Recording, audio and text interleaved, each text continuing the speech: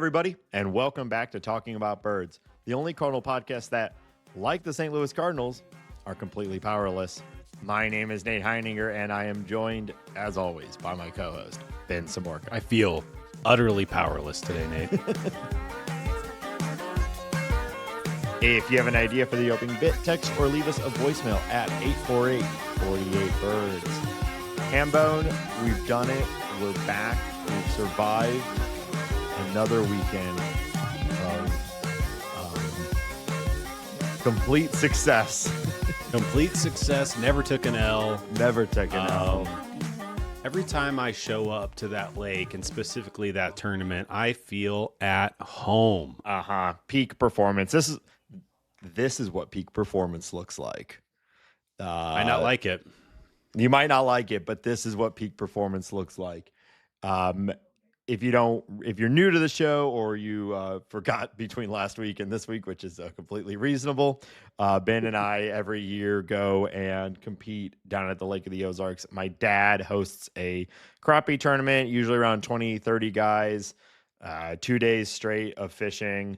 And, well, Ben, let's see, what were our scores this year? How many fish did we contribute between the two of us? Let's make sure we get our numbers correct here. How many did we submit? How many did we fit the competition parameters? One. That's right. Yeah, you got the big one. You got one about the middle of our second day. That was that counted. Now we did catch a handful of other little fish guys, but they were we did, as a boat, we did try to submit a bass, which was rejected because we don't know what fish are. Yeah, there's something I don't know what the right word for it is, but when you're standing on a dock with like 15 dudes at minimum age of like 60 plus, all like pointing and laughing at you. It's like the first time I've been bullied in a long time. Yeah, we got bullied a couple times this weekend. We did, yeah. But yeah, it was,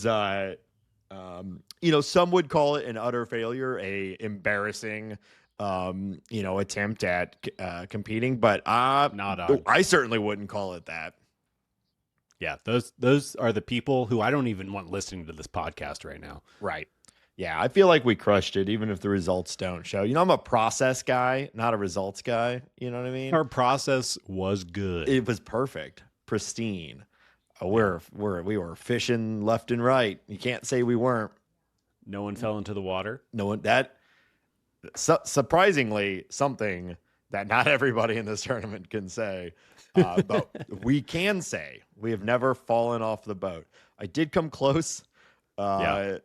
Chris's pole got stuck and split in half, and half of it fell into the water, and I went over to get it, and I fell and kind of fell down into the engine well there in the back, but not in the water. Stayed dry. We may have broke or damaged our engine slightly, but we got home. And we provided a fish for the fish fry. That one fish that we submitted was good size. It was a big one. That fed at least half a person. Yeah, at least. So ultimately, it was a success. So thank you all for. I know the betting was fierce. I know the online markets, Polymarket and whatnot. I mean, there was a lot of money on this. And if you had the over on 0 fish, cha-ching. Surprisingly, that was not the popular vote. The popular vote was 0 fish. So, or popular bet was 0 fish. And wow. So we beat the odds. Wow. So amazing. Yep. We'll be back next year. I will say, I believe you and I got third place in the bags tournament, which was now that was fierce. That was much. We performed like real athletes there. That was good. We got beat by a hot team. You know, that happens in October. A team gets hot and they just sweep everybody. I think true talent would show that we're closer to first or second place, but third place is nothing to sneeze I'll at. take it. Yeah, it was a double elimination tournament against a bunch of retirees. All they have to do all day is throw bags. So that felt pretty good. I felt like we were. It's the only thing that gives their life any meaning, And you could tell. Shout out to all the retirees out there. May we join you one day. Oh, please. We just need that Bill DeWitt level. Someone. Oh, we'll retire tomorrow. Yeah, let's go. All we need is $1.5 million split between the two of us, and we'll retire the podcast at the very least. We're low maintenance. So anyway, we're back. We did it. Ben had a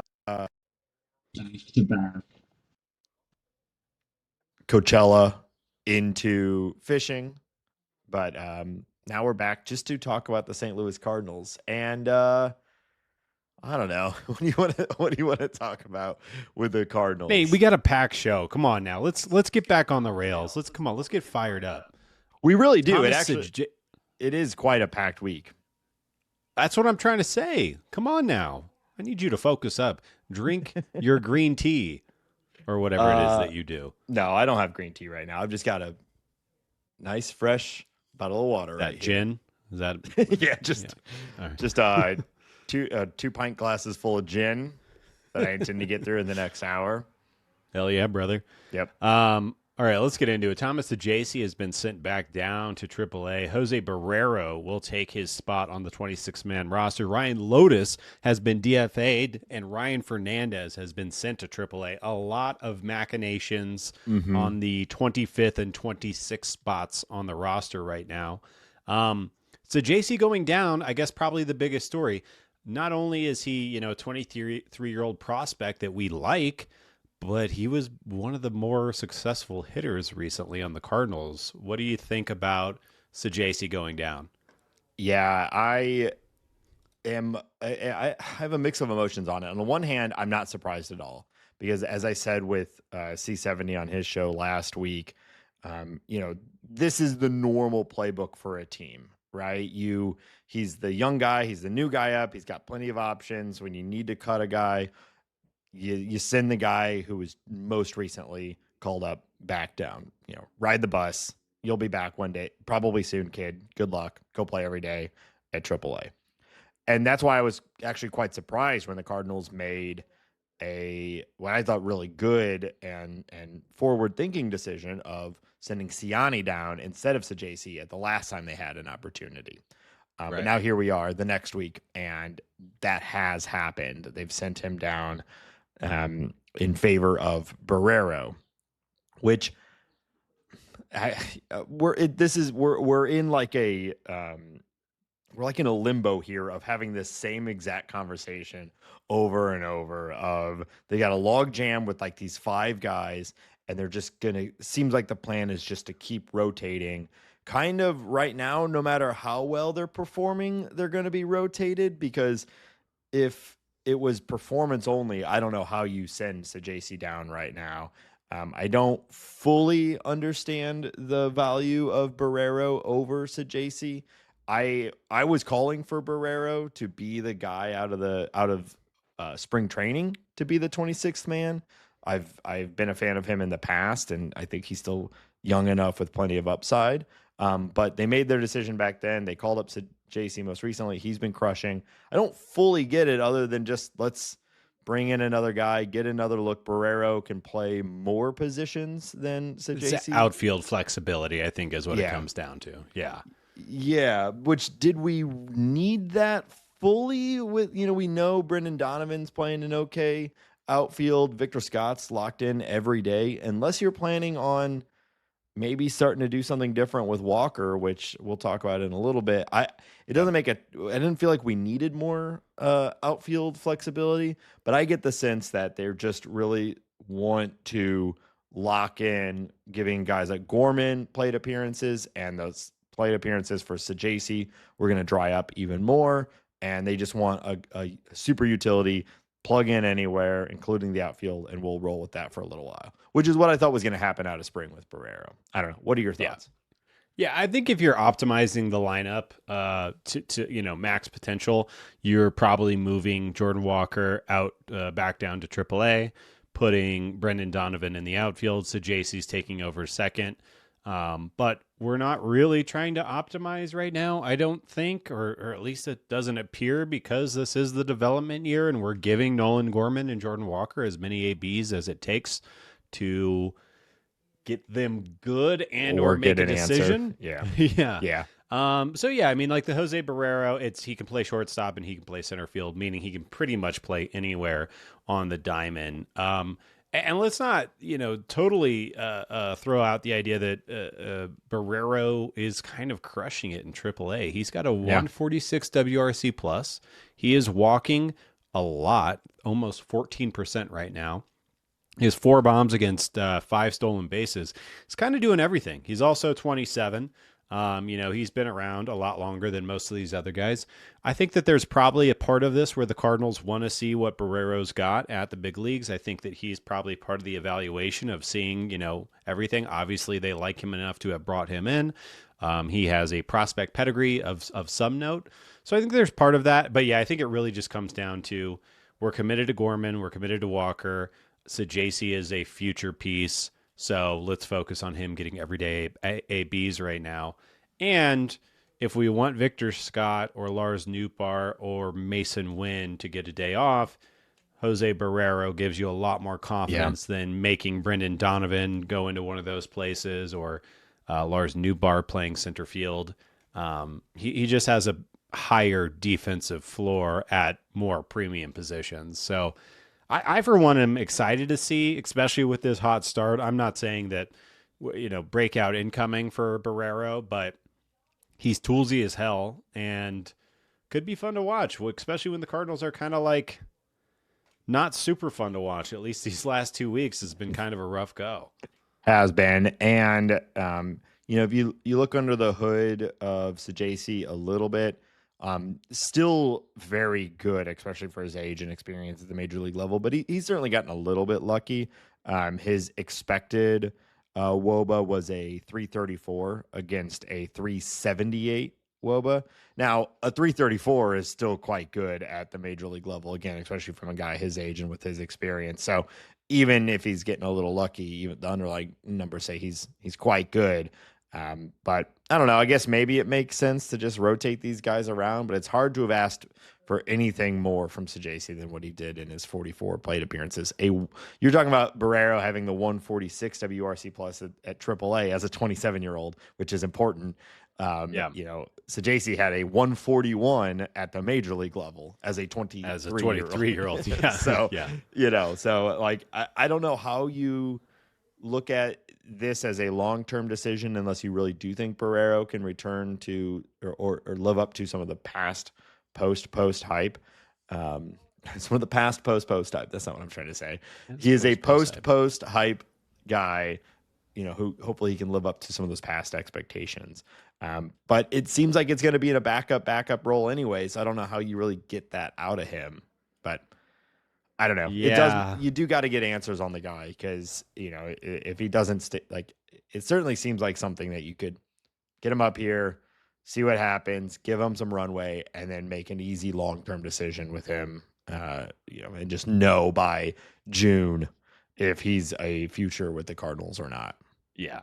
I'm betting 0 talking about Birds Bucks that he is going to jump into some upper echelon of prospectum or even just being a valuable player. But it's fun and Sure. You see why. And again, him performing well right now is always a fun lever to pull. So I guess we'll see when he gets a start, where he gets a start, who's sitting because of that. Is he a defensive replacement? Is he going into the outfield, infield? What that all looks like. I also want to call out Sajasi has made some pretty spectacular plays at second base since he was up. There was a play over the weekend where the ball kind of took a funny bounce, or I think it hit Sonny Gray's hand, took a funny bounce. He redirected and made a fantastic play to the shortstop. I believe it turned into a double play. Really exciting to see what we have in Sajasi. And the logjam continues because, as soon as you get excited about Sajasi maybe taking over second base for some foreseeable future, well, it's, I got Brendan Donovan there. And, okay, where's J.J. Weatherholt going to play when he comes up? And what do we do with all these guys? And are any of them going to really stand out other than Brendan Donovan and his really nice start to the year? We'll save that conversation for a few months down the road when hopefully we can have a little more data to support it. The other side of this, Ryan Lotus DFA'd. I don't think There's too much to talk about there, or really all that surprising. He's fine. I think more importantly is that the fact that Ryan Fernandez has, I would say, finally been relieved and sent down. And I only say that not because it was like a long, too long for him to fail. It's just what it looked like. The slider just was not the slider that we saw last year. And I don't think he's lost the ability to throw it, or else I guess I would be surprised to learn that he's lost the ability to throw it. He needs to go down there and hopefully figure it out. And I assume that this will be quick, hopefully. And once he figures that out, he can come back up and be a big part of the bullpen, because I don't, these guys can turn on a dime and maybe he's just done, but I find that hard to believe, especially what he did last year. Yeah. Yeah, this is the right call. Give him some lower stakes environments to pitch and get it right. But I'm also hopeful he'll be back. I mean, we came into the year, a lot of us, myself included, were anticipating that he's likely the future closer in the inevitable movement off of Ryan Helsley, whether it's at midseason or in the offseason. So, like you said, this is the life of these guys. This is the reliever. 5 innings, 10 innings can change everything. So hopefully he can get it back and come back soon. And yeah, Loudest, that's how teams operate their 40-man roster. There's almost always a reliever on there that can be cut. He'll maybe get picked up by someone else or he'll end up back with the Cardinal organization. We'll see. But not a big surprise there. Yeah, why not? Speaking of Ryan Fernandez and taking over the closer role and so on and so forth, it has been reported by your favorite national reporter, Bob Nightingale, that the Phillies and Diamondbacks have both expressed interest on the Cardinals closer, Ryan Helsley. Nate, how do you feel about that? Let the trade rumors begin. We're in April and it's already starting. Not surprising, as the Cardinals are in 4th place and have at least one high-end upcoming free agent. Now, Helsley hasn't had the most pristine start to the season, but if you watch it, you can tell he's fine. He's going to be fine. I'm not worried about Ryan Helsley. So it's not surprising that teams that are really gunning for it, especially the Diamondbacks and the Phillies, who I'm sure see themselves sort of in the shadows of the Dodgers and the Padres, they're going to be looking for every opportunity to min-max that team. And it wouldn't surprise me at all to find out that they're both already shopping for relief, which is what basically every playoff team is doing, is looking how to bolster their bullpen. And it's hard to find anyone better than Ryan Helsley for that. So it'd be, I'm still ready to have fun in 2025 and hopefully watch the Cardinals win some games and whatnot. But as someone who is also a bit of a prospect guy and just loves sort of the market and the machinations of how teams are built, I am very interested and excited to see what this trade deadline, which is 2.5 months away, might start to look like. Well, and you wonder, with a closer, especially somebody like Helsley, who is going to be a free agent very likely at the end of this year, unless the Cardinals or X other team decide to extend him. The sooner the better, you would think. If you're the Phillies, who do they have? Jose Alvarado right now, who is their closer, who is highly effective, but doesn't really know where the ball is going most of the time. And then the Diamondbacks, I think they're doing Justin Martinez right now, who is the young kid who can throw 1 billion miles per hour, but also doesn't really know where it's going. The sooner you get a Helsley, the sooner you are feeling more confident about the back of your bullpen. And like you said, with the competition that's happening in the National League this year, I think the National League has, 4 teams that are better than any team in the AL. 5 teams you could even argue that are better. I mean, it's stacked. This is the best I can remember the National League being, at least in a while.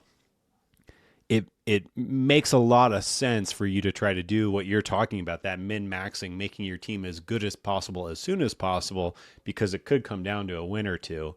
All that being said, I also think these two teams have the type of prospects that the Cardinals might be interested in. I think the real question is, do we get into a prospect bidding war in between these two teams, or teams that we're not talking about right now?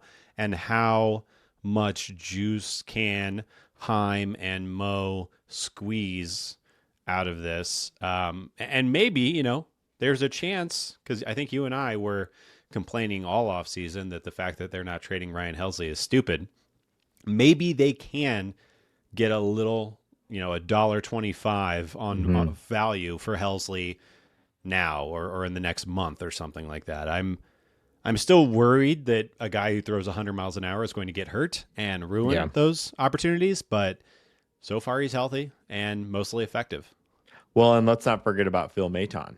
If we're already getting into the trade talks and who could be moved, you could argue Phil Maton has been more effective than Helsley and is in exactly the same situation. He is on a 1-year deal.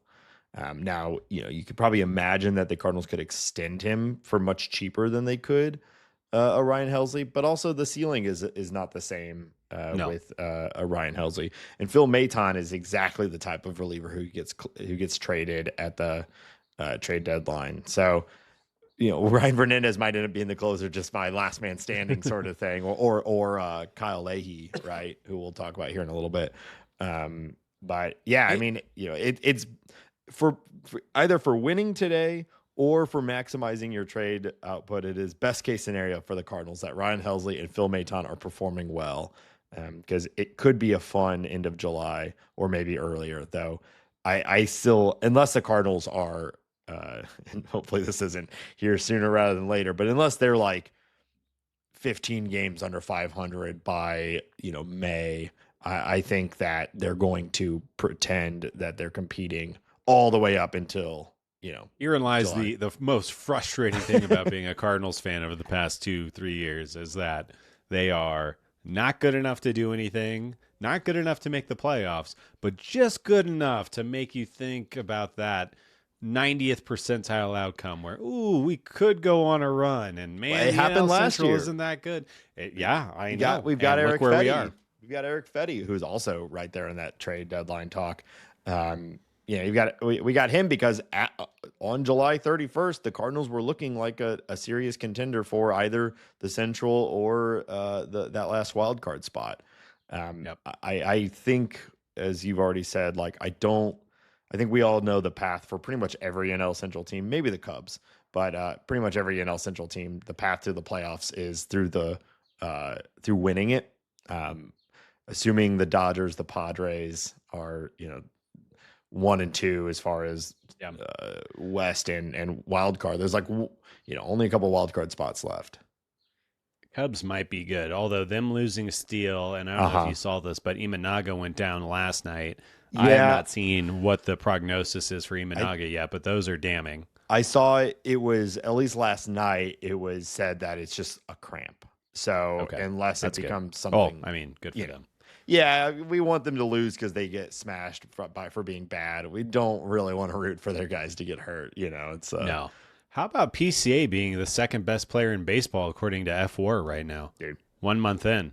He's good. I've been saying it for a while that power is going to come, and here it is. So yeah, he's good. Annoyingly. What is also funny to note is that PCA is second best player in baseball right now, and Aaron Judge has a full 1 point of WAR accrued ahead of him, which just is unbelievable. Judge is. I know we all love to talk Ohtani, but there is not a better hitter on the planet, and there hasn't been for the last year and a half than Aaron Judge. He's a freak. He's the biggest, scariest man. And he hits the baseball the hardest. And plays good outfield. I was looking at, I posted this in the Bird Score the other day, and I think he's only hit more since I posted this, but it was something like over his last 120 games, he has a 490 OBP with 60 home runs or something like that. Just absolutely insane. Yeah, I was thinking about, it actually made me look, I'm like, is he Hall of Fame? Because, he's kind of a late bloomer, so to speak. He wasn't till it was he was 27 or 28 before he really started hitting. And he's already at 55 WAR, and he's only 33 or whatever. So 32. So yes, he's probably already Hall of Fame, right? He has, yeah, I would vote for him for the Hall of Fame if his ankle exploded today and he never played another game, just for what he's done, I think. And his like, I have never seen a power hitter like this. Obviously, the steroid era was. It's the closest analogy. It's like Bonds level, right? Is what he's. I mean, he has put up 2 11 WAR seasons in the past or since 2022. No one else does that. I mean, he is. I think on his way to maybe not being inner circle just because he's not accruing it, but on a rate basis, he is one of the best people to ever play baseball. Yeah, it's wild. Where do we get one of those? Just draft monsters. Well, Jordan Walker, similar sized. Yeah, he could be a late developer, a late bloomer. Like a lot of these monsters, Randy Johnson is probably the most famous example. He's 6'10" or whatever, and he couldn't figure it out until he was 30 years old. Yeah, Jordan Walker has had a rough start, though. Before we get into the Cardinals play, we also should call out the fact that Walt Jocketty has passed away at the age of 74. Obviously the architect of the version of Cardinals baseball that you and I grew up on and were raised on, brought the team back to relevance. Him and La Russa and McGuire and Pujols all really kind of shaped probably why I'm a Cardinals fan and how my depth of Cardinals fandom. And he won a ship here. And then Mo kicked him out and sent him to Cincinnati for a while. But yeah, sad to see him go. Kind of young. I thought the same thing. I don't know. But yeah, anyways, Walt Jocketty has provided me a lot of fantastic Cardinals memories, and sad to see him go. Yes, and someone even put some of the 2011 World Series in the hands of Jocketty. A lot of that team was left over still from him. Now, I don't want to take that away from Mozeliak. There was a lot that he did on that team, including that major trade. But you can just the impact of Jocketty on the St. Louis Cardinals had a long tail, and he's really good. He's really good at setting the Cardinals up, and yeah, we have a lot of very, very good memories because of him. So yeah, yep. All right, let's start talking about the Cardinals' play over the last week, which is a less fun topic than even that last topic we just hit, because they haven't been particularly inspiring.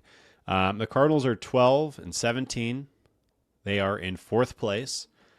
Since we last talked, they only managed 2 wins, which isn't great. And now, to be fair, it was winning the series against the Brewers, Sure. So it's great. Yeah. Yeah. But that was it. The offense has taken a serious step back, Nate. Over the last 2 weeks, which is 12 games, the team has combined for an 84 WRC plus. That is 25th in MLB. On the entire season, they're 26 in MLB with only 24 home runs. Now, the good news is they are hitting a shitload of doubles. They are out doubling almost every team, but they're not hitting the ball over the wall. I'm not expecting these guys to be the Yankees, but with this lack of power and what we think the pitching staff is, it's just not going to work like this. Yeah, we started recognizing that trend a week or two ago, started talking about it on the show, that the Cardinals were falling further and further back in the home run category. And you don't have to be top 5 to have a good offense. You don't even have to be top 10 in power to be a good offense. But you can't be bottom 5, Yeah. And it's tricky. We can look around and say, where should the power be coming from? Right. And so you think, okay, Wilson, well, there you go. Gorman, okay. Arenado, he had that huge one. Walk off. Can't have, what's more fun than a walk-off home run off of Big Mac land, right? That was, we were watching that together over the weekend, and I was literally standing and screaming. Yeah. That was great. We expect moderate power from Newt. We expect moderate power from Walker. And, when Yvonne's back, we expect moderate power from him. But we're really getting that from nobody, right? Like, there's just not much coming from anywhere. And so you can point to the guys you say, well, that's where it needs to come from.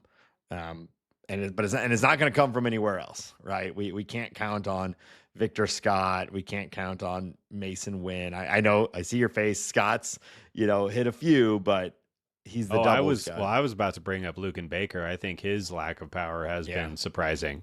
Yeah. Yeah, it's one of those things where the Cardinals, you kind of got your guys that are supposed to hit home runs. They're not easily replaceable, and they're not hitting them. So is it an approach thing? We've been overall very happy with the hitter's approach this year.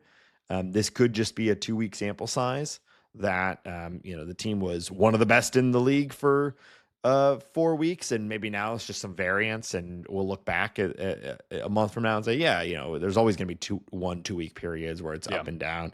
A rough week as an 84, obviously not great, but you could do a lot worse than an 84 over 1 week. So I don't know. It's definitely something to track. 2 weeks. 2 weeks. Yeah. Definitely something to keep an eye on, because the only way this Cardinal team is good in 2025 is this offense winning a lot of games, because it's not going to come from the pitching. Something like I said, the doubles are really high, which is great. I think they're 3rd or 4th in the league in doubles. So it's not like there's absolutely no slug. It's just not the ball getting over the wall. And that could also be, it's 1 month. It's St. Louis. It hasn't been particularly warm. It's a hard ballpark to hit out, even when it's 97 and humid. So it could just be that first month kind of getting a little slow start, and as the air warms up, some of these balls that are warning track will go over. I'll also call out that they are pretty good at contact. They are not striking out a ton.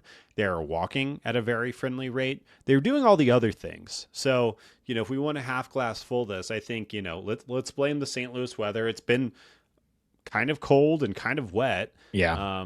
Maybe we can see. I mean, like Mason Wynn was wearing a balaclava up until a week ago, right? Or 2 weeks ago. Maybe we can kind of credit that for the power outage, and maybe it'll come. I do think Wilson starting to get going and starting to hit the ball over the wall will be a huge part of that. But it has been stark, I guess, so far. Yeah. I think it's also fair to call out that it's been mentioned as a very positive thing, because the Cardinals have done generally well against it, but they've faced some of the best pitchers in the NL to start, and some in the AL to start this season. This has not been an easy opening run on the schedule for the Cardinals. So this stuff all normalizes over time. WRC plus over a 2-week period is a pretty small sample size, but it's definitely something to keep an eye on.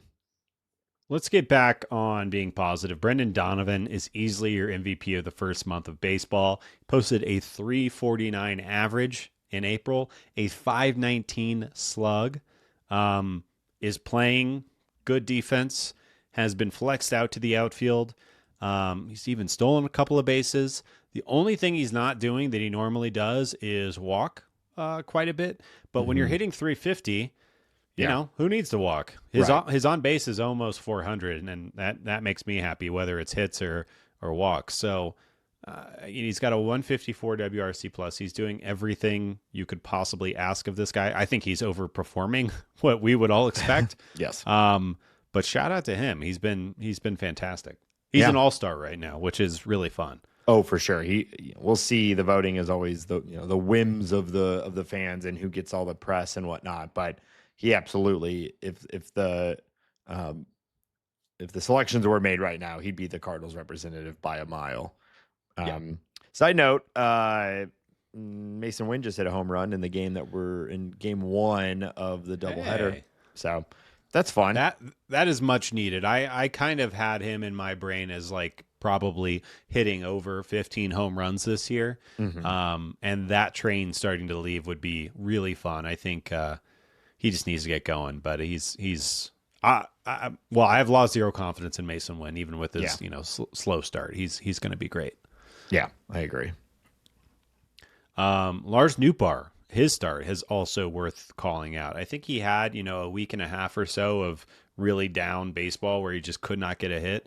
But you look, and at the end of the month, he had a 405 on base percentage, a 137 WRC plus. I think he's playing great defense. Love him at the top of the lineup. 4 home runs, a few stolen bases. Again, a guy that has all-star potential. I'm not sure he's going to start an all-star game, but I think that he has that kind of level to get voted to be one of the best players on this team. And I just love watching him play baseball. I think I've said that 1,000 times on this show, but he's just great. Yeah, and with guys like him, playing every day, top of the lineup, we're charging full steam ahead towards not small sample size territory anymore. Yeah. Over 131 plate appearances. He's got that 137 WRC plus. He's already accrued 1 F4. Walking more than he's striking out, which for a guy that walks as much as he, maybe not surprised by that, but it's the first time he's done it in his career. And I mean, nobody does that in baseball. So really, really great start to the year. And let's go Newt. Yeah. Yeah. So, even though the team is in 4th place, 5 games under 500, there's definitely some individual performances to continue to be excited about. And that's kind of where we're at as Cardinal fans probably for 2025, right? Like, I think we need to settle in on celebrating the individual performances and understanding what this team is going to look like in the future. I'm not yet giving up on 2025. I mean, look at the Braves. They started 0-9 or whatever. We were saying no team in baseball history has ever made the playoffs after the start that they had, and they're already almost back to 500, and it's only April, so you never know. We're only in April. Things can change. We are early enough in the year that a week and a half of really good baseball flips the standings. Anything can happen, especially with the Cubs kind of experience what they're experiencing. I think the Reds have a high variance team, and I think the Brewers do too. But somebody who we're going to need to turn it on or do something different is Jordan Walker.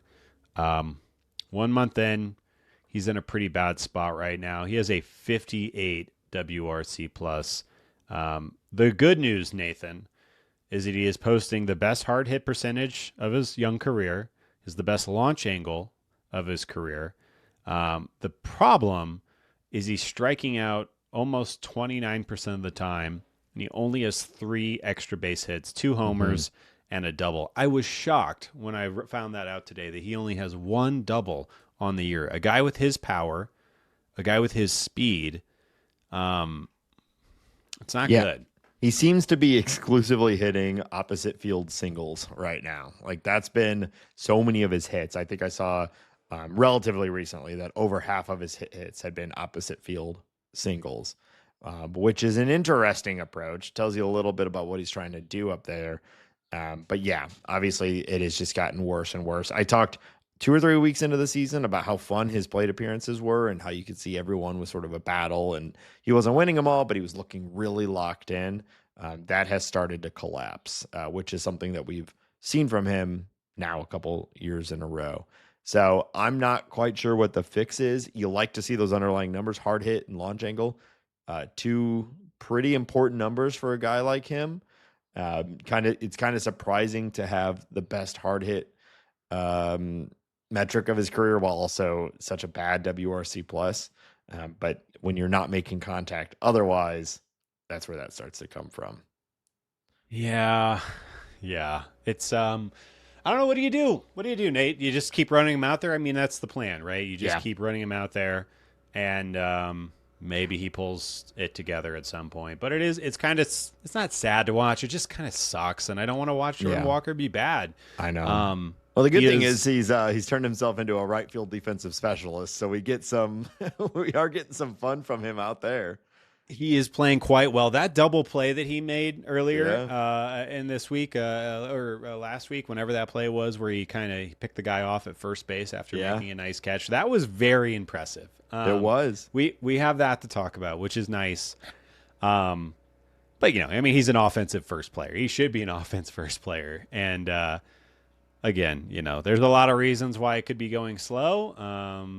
I'm trying to hold off the thoughts of maybe he's just not good. because we still got a lot of time and he's still very young. But do I hate it. It really is disappointing. It just everything about it. Look, this is part of the reason he flew up the prospect rankings. At one point he was the number one prospect in baseball, and it was almost exclusively from the eye test. Like you just look at this guy and you're like, come on, look at that bat speed, look at everything. But there's just so much dude there, There's a lot of dude there. Got those big sad eyes. You know what I mean? Poor guy. Maybe he needs to flip that frown upside down. Maybe he needs to smile more. Come on. He's so much prettier when he smiles. Yeah, it's disappointing. I think you just keep running him out though. I don't know.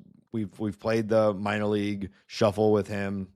It's just I don't know. Just run him out all year and then make a hard decision at the end of the year. Yeah. All right, let's get back on the positive note.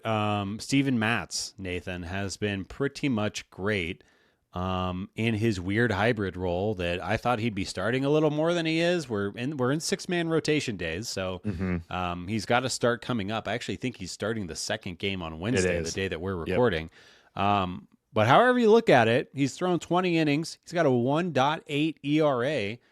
He's not striking out everybody, but everything looks really good. The metrics look good. His FIP looks good. His expected ERA looks good. Everything is looking really sharp. His breaking ball is grading out really well on all of the advanced analytic websites and everything like that. He's doing Steven Matz stuff. Yeah, this one, I mean, this is not surprising to me. We've always said, or at least this show, myself, we've always said he's good when he's healthy. It's never been a question of talent. Like, I know he's had periods of inconsistency. Every pitcher does. And you could say that's further exacerbated by injury where you don't get like the consistent opportunity. It's hard to be good, let alone when you're going back and forth from the injured list. But he had a regular spring. His role is maybe not necessarily defined, but he's getting plenty of opportunity to pitch and throw innings. And he's excelling when he's there. So I'm not surprised. I'm happy for it. Happy for him. I mentioned earlier the Helsley and Maton element as far as trade goes. Matz is right there too. He's a free agent after this year. Seems very unlikely that the Cardinals will extend any of these guys. I don't even know that I would be asking them to extend any of these guys, though you could certainly understand why you might with someone like Matz. But either way, it's great. Trade him or keep him. You want to see him out there healthy and pitching well. I've always believed in the stuff. Soaking up innings, doing that 6-man rotation. I think that there's a chance that if he doesn't get traded, he's likely to take over Miles Michaelis' spot in the rotation. Although, as we are talking right now, and I'm talking shit on Miles Michaelis, he is putting together a nice little performance against the Reds in that ballpark, which is not easy to do. So good for Miles. We also should talk about Kyle Leahy and how good he has been out of the bullpen so far. He has been the most used member of the bullpen over Helsley, over Phil Maton. Matz has him on innings slightly, but that's because he's done a start or two. But Kyle Leahy has got a 1.62 ERA and has clearly been used more and more and more as this young season has moved along. Yeah, well, he has that benefit of he's gotten a lot of innings because he started in the low leverage, so they're throwing him out there wherever, and then he started getting better and better, and so now he's getting more high leverage innings, getting that 7th inning sort of thing. So we've kind of seen him everywhere all season in winning in losses and in wins, unlike a Helsley where we're really only seeing him in a very specific situation. Yeah, I mean there's some stuff like. This is what I was going to ask you.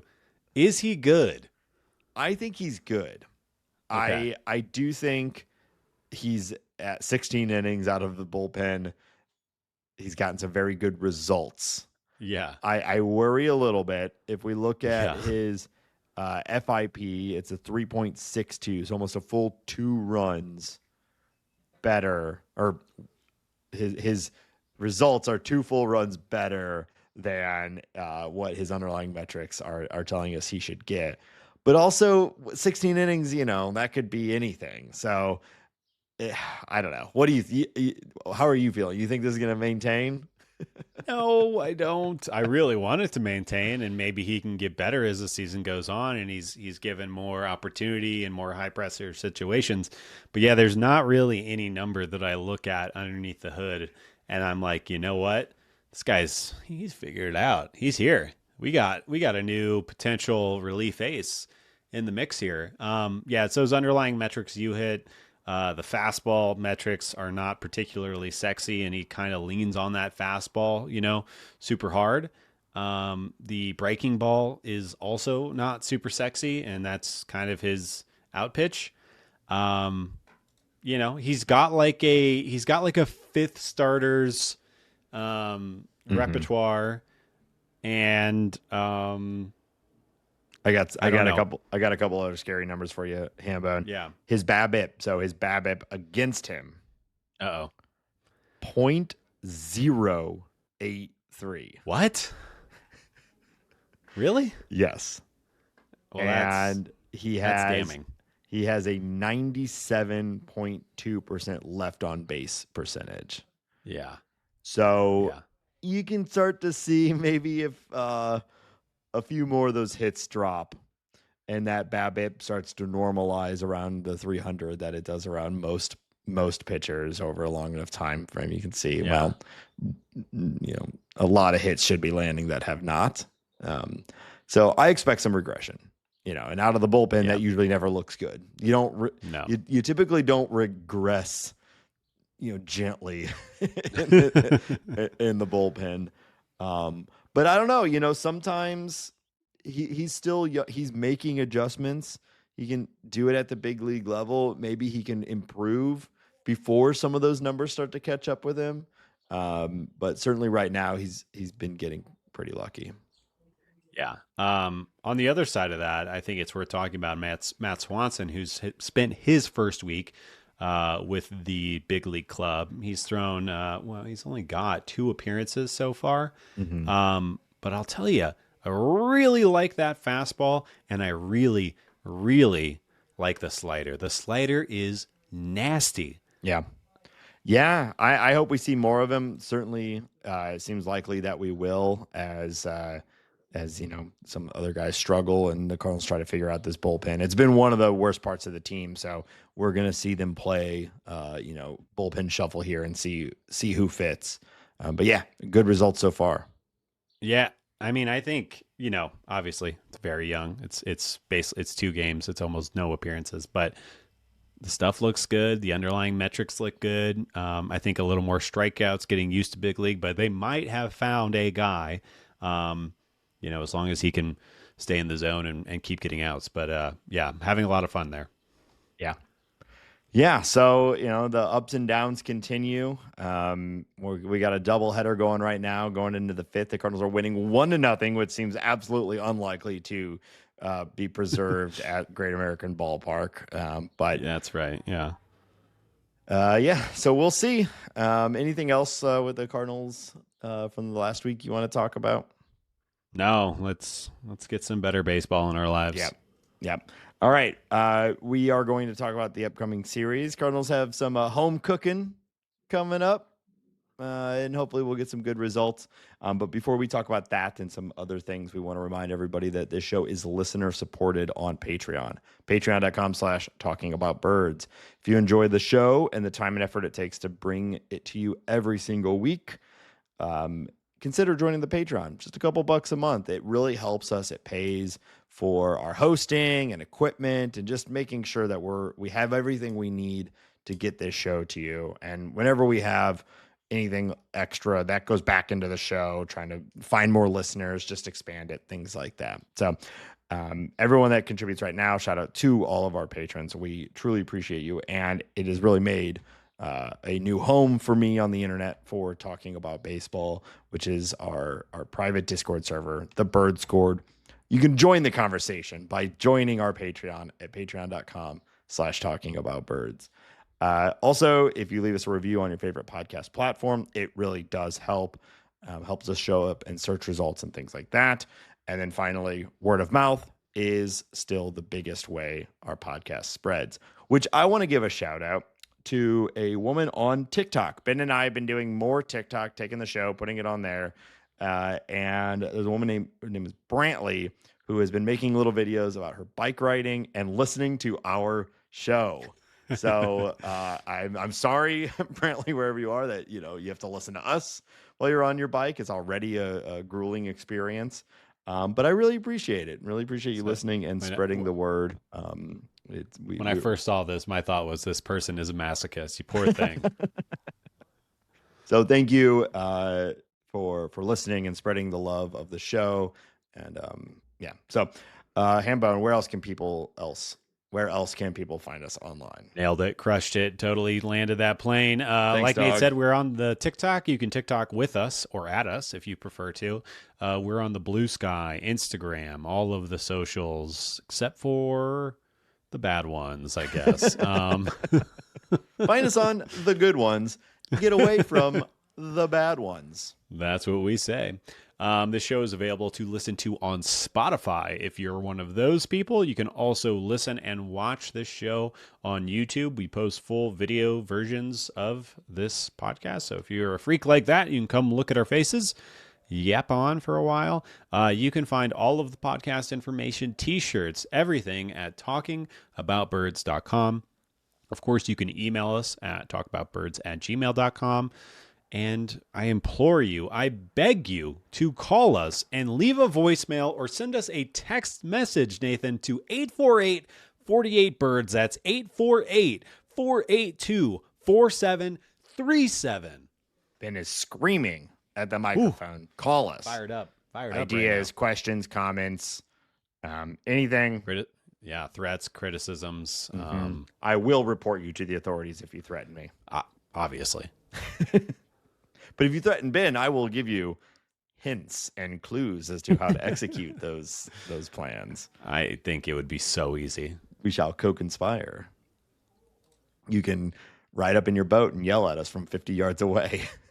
Oh yeah, we while we were fishing, a older gentleman decided to ride his boat up to us, and I believe that he said he was going to kick our fucking asses. Yes. Something like that. It was while we were blasting. I think it was the Rolling Stones on. Or beat your ass. Fucking beat your ass. Yeah. So we were scared. Obviously, he thought we broke some boat laws. We did not break some boat laws. We are good. What they don't know about Nate is that all he knows about is boat laws. I got my degree in boat law. They call me Dr. Boat. They do, which is interesting because they call me Dr. Camp. We should work together on this. That makes sense. I've also been called Dr. Mountain at one point in my life. Oh my God. Which I believe is a Vess Dr. Pepper derivative sort of thing too. Oh, I would drink it. Mm-hmm. Mm-hmm. So yeah, come at us like that guy who we ignored, and then he turned his boat around and just puttered away. Oh, poor guy. Probably to continue his lead poisoning treatment. All right. Yeah. Hambone, we've got a couple series at home. We just saw them. The Mets, the bringers of the 4-game sweep earlier, just a few weeks ago, come to St. Louis. And we just talked about this team. They're one of the best in the league. Pete Alonso, big tough guy. He's doing everything right. I don't know. What do you want to say about the Mets? We just talked about them. Yeah, they're really, really good. Brandon Nimmo just had a 9 RBI game, which set a Mets record. Pete Alonso, Juan Soto, Francisco Lindor. This team is stacked, and they're playing like it. They're really good. And we're all just kind of having to deal with it. The Cardinals are going to draw Clay Holmes for game 1, Tyler McGill, for game 2, and Griffin Canning for game 3. If you're not familiar with Clay Holmes or Griffin Canning, these are two reclamation projects or just they're adjustments that the Mets have been working on, and they have been having really, really great starts to the season. Clay Holmes in particular. So it's a really tough assignment for the Cardinals, really good pitching. Edwin Diaz has kind of locked it in over the last week or so. Yeah, they just kicked our ass. They, probably easy or safe money is to bet on them to do that again. Unfortunately.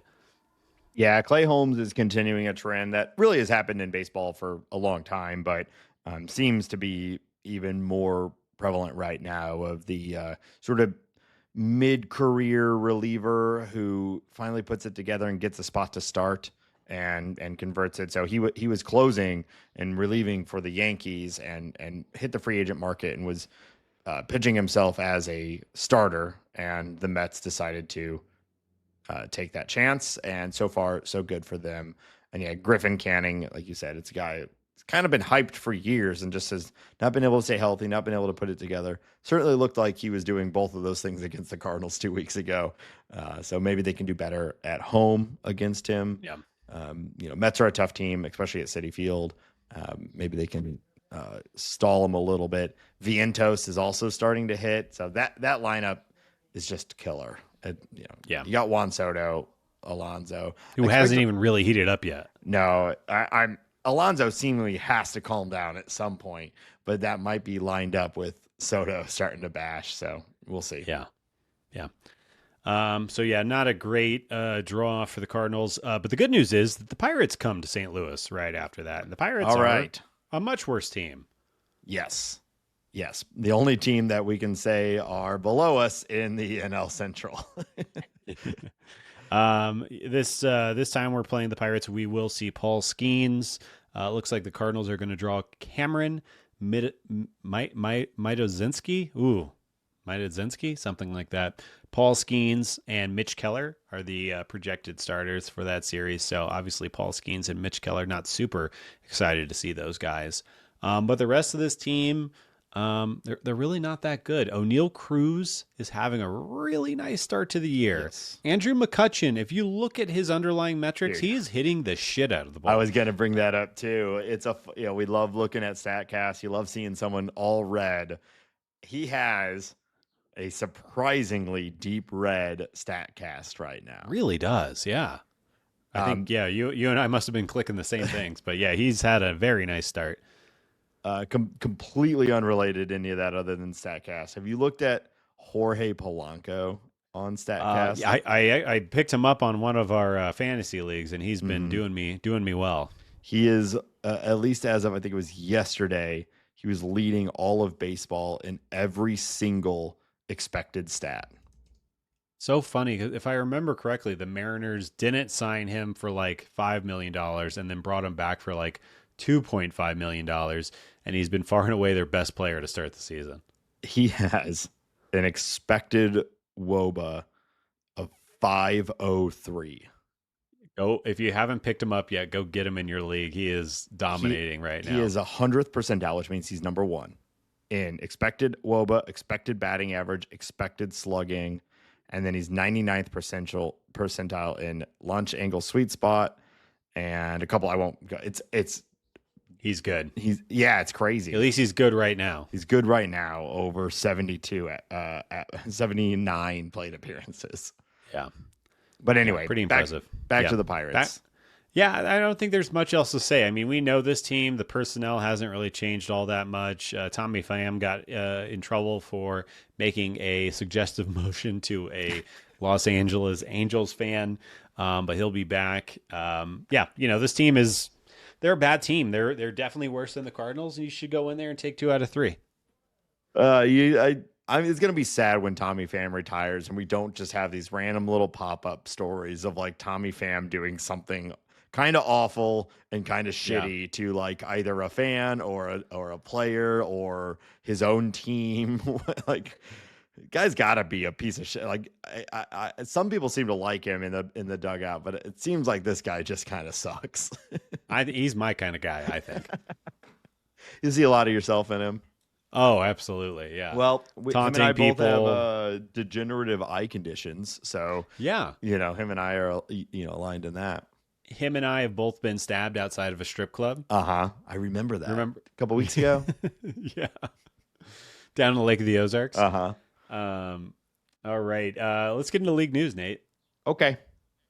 Okay, the Orlando baseball effort has secured $1.5 billion to bring the Rays to Central Florida. I think we were talking about this over the weekend. I think this is the most likely outcome, is that the Rays are going to move to Orlando. It's within driving distance of Tampa. Yeah. And this is a group that actually wants to build a ballpark and, encourage winning baseball. So I think this is good news. I like tracking these stories because the closer we get to solving these stupid problems with the Rays and the A's means the closer we can get to talking about expansion. Mm-hmm. And I'm really looking forward to 2 more teams coming into baseball, just for all the fun that will entail around that. But we're getting closer step by step. Yeah, I like this one. You would I'd been kind of in the camp of like, well, Tampa Bay, they can't have a team. They can't support their team. So they should be moved. You've kind of convinced me that it's more a product of the location and the stadium and all that. So I had moved back into the camp of give Tampa Bay a true stadium in Tampa Bay proper, and all those problems will be solved. But if you can't do that, to me, this seems like the next best option. If you are truly a big time Tampa Bay fan and you live in Tampa Bay, you can still get to games in Orlando. I know it's easy to say, harder to do if it ends up being like an hour and a half away. That's not like, it's basically being like in St. Louis, like going to Columbia for games. Right. It's doable, but it's going to limit most working people from doing like a weeknight game and stuff like that. But Orlando's a giant market, and it is close enough to where at least you can still feel like you can support them, and it's still like part of your area, So I'm for it. Orlando has supported teams in the past, not baseball teams, but they supported professional teams, and the Rays are consistently good generally. So if you get them a good ballpark in a metropolitan area, I suspect that they'll fill it up.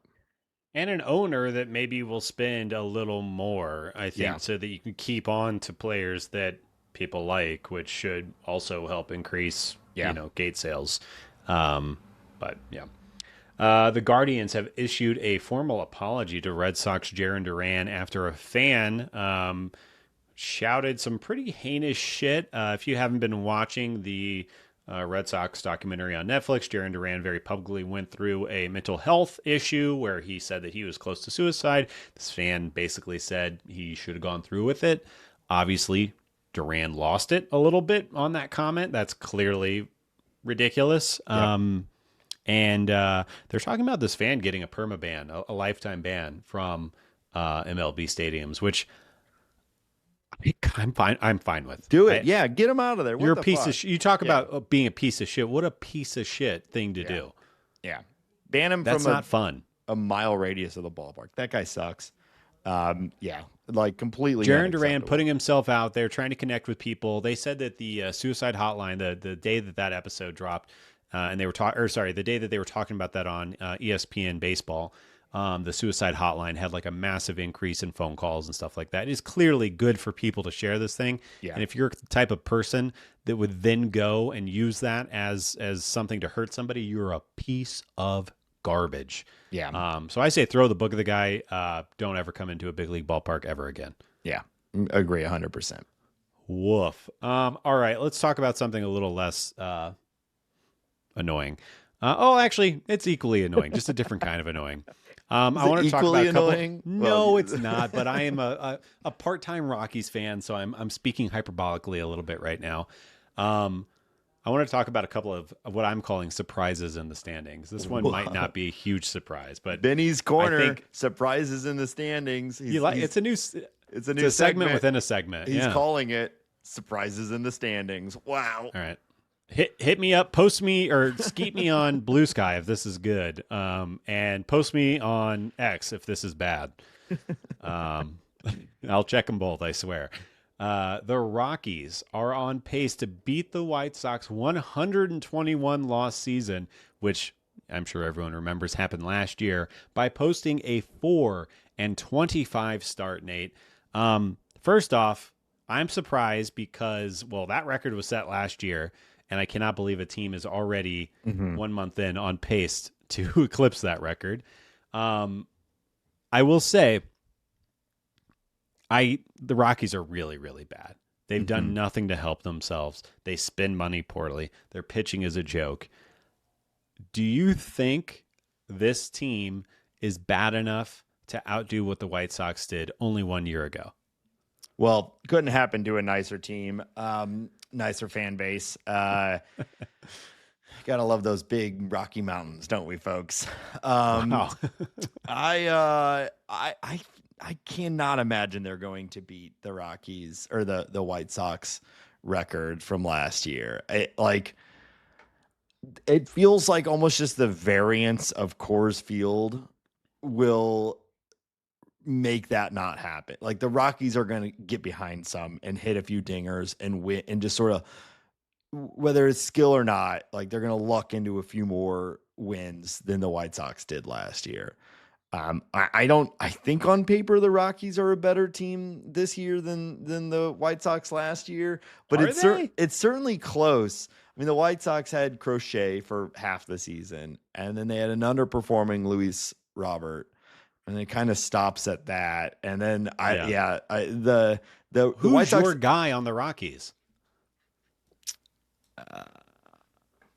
They don't have Luis Brenton Robert. Doyle.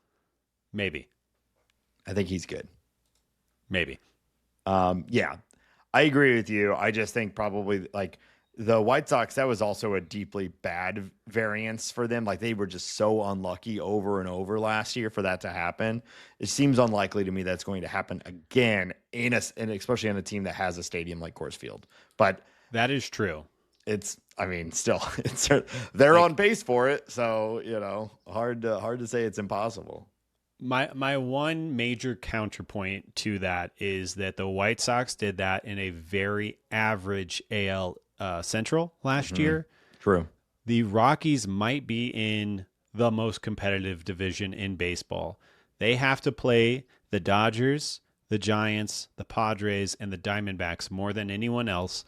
And I would say all four of those teams have postseason aspirations. And will likely get better as the season goes on. I think the big question will be, like the White Sox, who kind of traded off their scraps or what they could last year, the Rockies are very likely to just sit completely still and keep their roster no matter what happens. So we'll be tracking that. I'll say that. All right. The other surprise in the standings I wanted to bring up and to get your take on was the Baltimore Orioles are sitting in last in the AL East, 11-18. The Yankees are at the top of the division, 18-12. And the thing with the Orioles is they're hitting the snot out of the ball, but they have allowed 165 runs against 115 runs scored. They are getting their asses kicked. Our good dear friend Kyle Gibson made news earlier this week by giving up 4 home runs in the first inning. Three home runs in a row. And it's the Yankees. That's the second time. Remember the opening game of the year, the torpedo bat. Everything came from that, from the Yankees hitting back-to-back home runs. Poor Kyle Gibson. I don't know. Like, I feel for the Orioles fans. We've talked about this a lot. Here we can go into a segment within a segment within a segment talking about other birds. The Orioles inside of league news, inside of surprise in the standings. That's right. We are deep. Holy shit. We're deep in this bear. They made no meaningful effort to improve the pitching on the team. And it was already not great. And then they lose Grayson Rodriguez, who a lot of people, myself included, were quite high on, but even still, he hasn't quite put it together. So they lost their ace, who was still kind of a question if he even is an ace. And then here we are. They're playing in the AL East, like you were saying with the NL West. Like every team in the AL East looks kind of good right now too. So it's kind of what, if Charlie Morton is your solution, you're going to have a bad time. So I do feel for them because they are a team that is set up for success, and they just needed some support from a pitching staff standpoint, and they've got none of it, and they're falling further and further behind in a deeply competitive division. Yeah. I'll just say I agree with everything you said. This is what you get. You don't get a lot of opportunities to have a good young team. that should be ready for a playoff push in a division where you could see yourself competitive and not pushing your chips in even slightly to fight for that playoff spot in World Series. This is what you deserve. I find it's very exactly hard. what we've dealt with as Cardinal fans for the last several years. Just sort of like an inability to pick a lane. Are you going for it or not? Yeah. All right, that's all I got for surprises in the standings and league news. Well, I did want to throw in some sort of baseball adjacent news came out over the weekend that I think a lot of people have sort of mixed takes on, depending on your fandom of something, but I think is very interesting from a Cardinal fan standpoint. Lin-Manuel Miranda, the sort of brains behind a lot of major hits, but specifically Hamilton, the blockbuster musical from 7-8 years ago, sort of offhandedly announced in a red carpet interview that he is working on a movie about the Molina brothers. Yeah. With intent on celebrating more Latin actors. Don't know anything else about it. His history would tell you that it's very likely a musical, but something about the seriousness that, like, musicals are inherently, I'm a big musical fan, they are inherently silly. There's a silly, like, no matter how serious it is, there's something a little silly about it because it's a musical.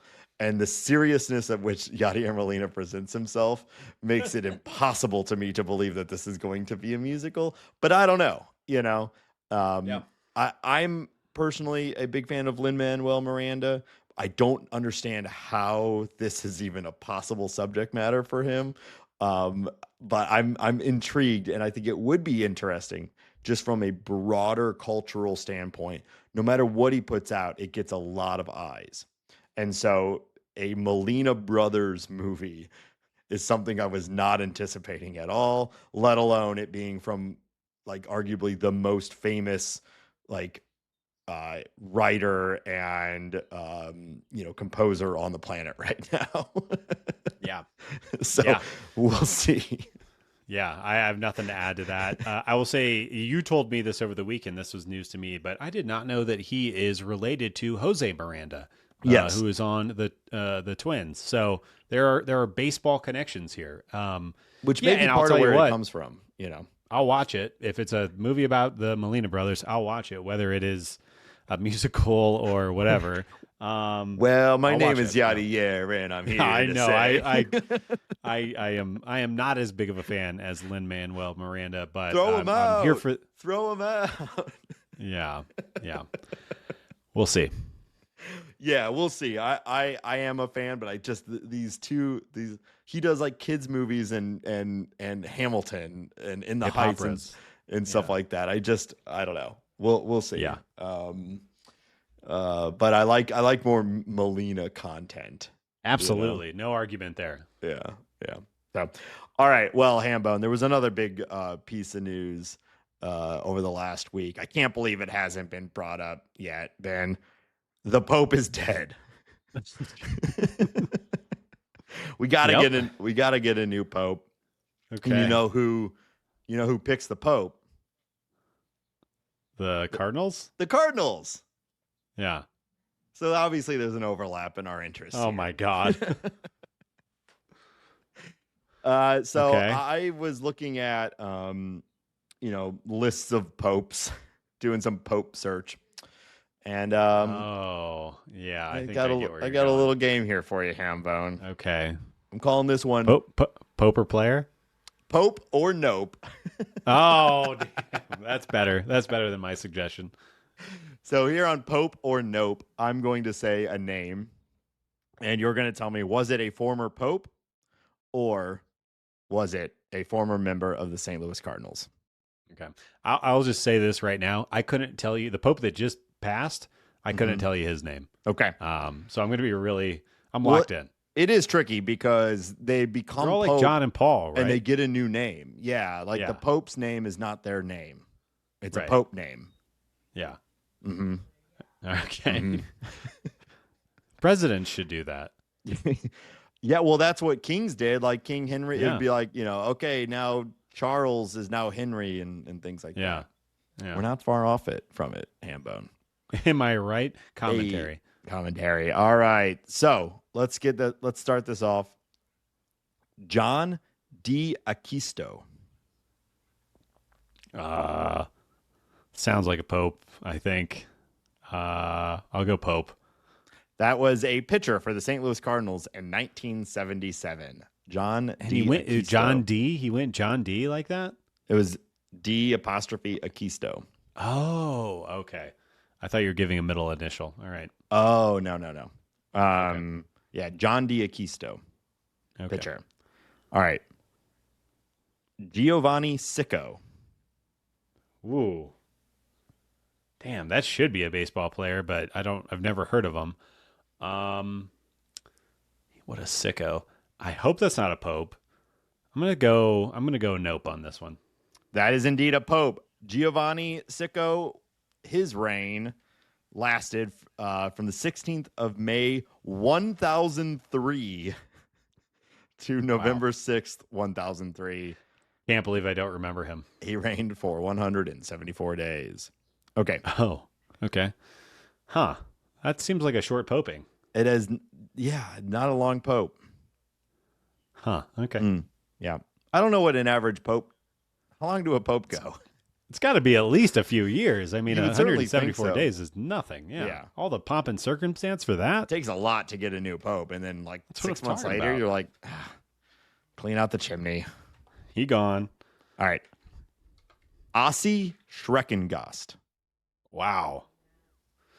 That is one hell of a name. I'm just guessing. I'm going to go Pope. That is a player. You are over 3. Ossie was a first baseman in 1899. Wow. Okay. All right. Maurice Bourdain. Pope. That is a Pope. You got one, Hambo. I had to, just by the 50-50 nature of this, I had to get one. His reign of terror lasted from March 10th, 1118 to the 20th of April, 420, baby, 1121. So he poped for 3 years and 41 days. Cool. Okay. Angelo Carrere. Nope. That is a Pope. Angelo Carrere.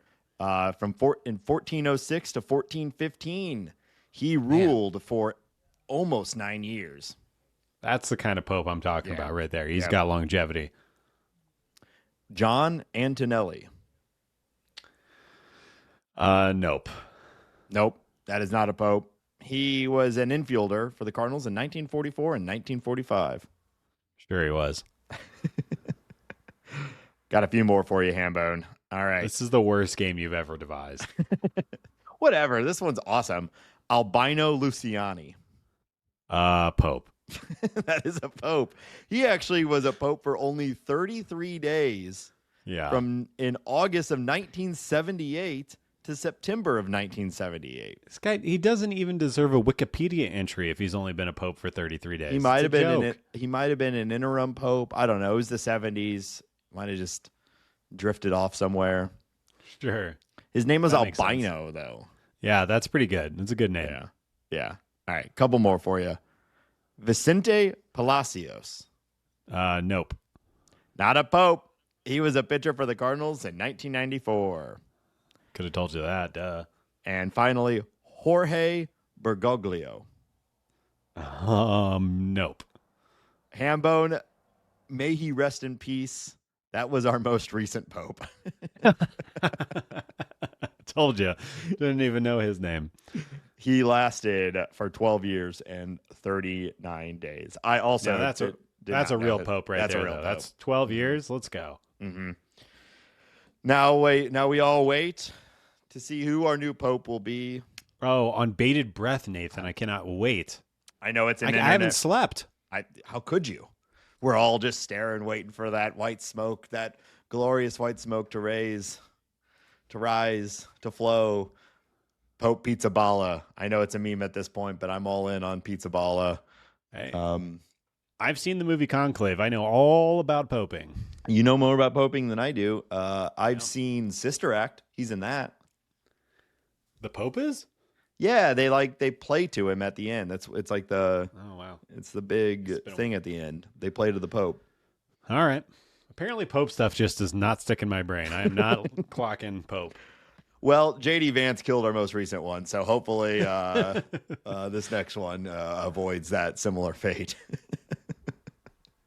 We could all, try avoiding that, I think. Well, it's getting harder and harder. But here we are at the end of this episode. So, Hambone, you did all right. You actually ended up, after a rough start, you got about half of them right. So, pretty good. Pretty good. You really... I locked in, Nate. You locked in. Yeah, you worked hard on that one, just like I did. List of all popes, great Google search. I'm sure. All right. Well, that's going to do it for this week's episode of Talking About Birds. Remember, all of our links and everything are at talkingaboutbirds.com.